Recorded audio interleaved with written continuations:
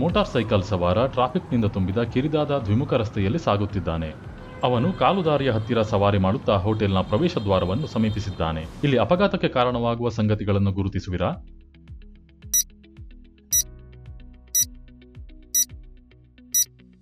ಸ್ಪಷ್ಟವಾಗಿ ಗುರುತಿಸಬಹುದಾದ ಅಪಾಯಗಳೆಂದರೆ 1.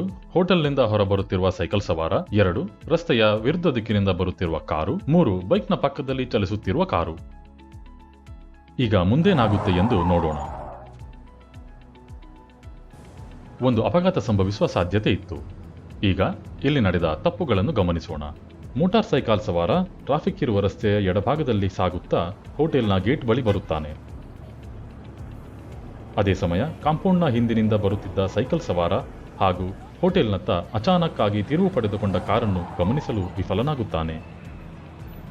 ಇದು ಸೈಕಲ್ ತಿರುಗುತ್ತಿರುವ ಕಾರು ಅಥವಾ ಇತರ ವಾಹನಗಳಿಗೆ ಡಿಕ್ಕಿ ಹೊಡೆಯುವ ಸಾಧ್ಯತೆ ಇತ್ತು.